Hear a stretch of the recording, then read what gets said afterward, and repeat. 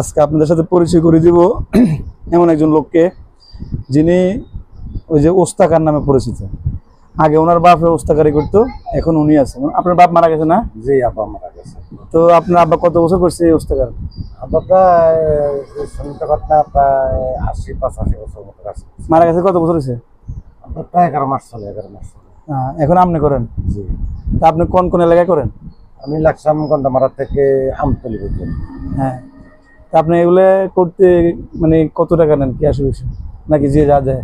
না, এটা সব মনে হলো ইয়ে, আপনি এলাকাতে গেলে মানুষে যখন আমার মনে করেন কল করে তো যায়, তো পরিস্থিতির উপরে নির্ভর করে। গরিব যারা আছে তারা একেবারে কম, মধ্যবিত্ত কিছু দেয়। এখন তো আপনার হাসপাতালে বেশি করে, তো সেক্ষেত্রে আপনার কি আগে থেকে কমে গেছে রুগী না বাড়ছে? না, রোগী আছে ইনশাল্লাহ। রোগী আমার পরিমাণে আমার যথেষ্ট আছে আলহামদুলিল্লাহ। আচ্ছা, হাসপাতালে দিয়ে একটা যাবে। তো আপনি কি বাকি জীবন কিভাবে মানে এটা করে যাবেন? হ্যাঁ ইনশাল্লাহ, যতদিন আল্লাহ এর সাথে আর অন্য কোনো কাজ করেন নাকি? আমাদের কৃষি কাজ তো আছে অবশ্যই, ঠিক আছে, বাড়িতে পাশাপাশি এটা করেন নাকি? হ্যাঁ। তো সেক্ষেত্রে মনে করেন আপনার কিরকম কষ্ট হয়? আপনার হাঁটি হাঁটি আসেন নাকি? হ্যাঁ, পায়ে হাঁটিয়ে কাজ করি বেশিরভাগে। এখন হুন্ডা লইলে আইলাম আর গেলাম।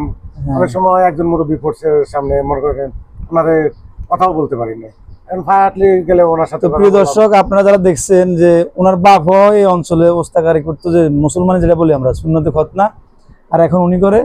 তো আমি স্ক্রিনে ওনার নাম্বার দিয়ে দিব, যারা আপনাদের ছেলে সন্তান ভাই ভাতিজা অথবা ছোট ছোট বাচ্চাদেরকে সুন্নতে খতনা করাবেন, তাদেরকে করানোর ক্ষেত্রে আপনি নাম্বার দিয়ে দিব, আপনারা আমার সাথে যোগাযোগ করেন।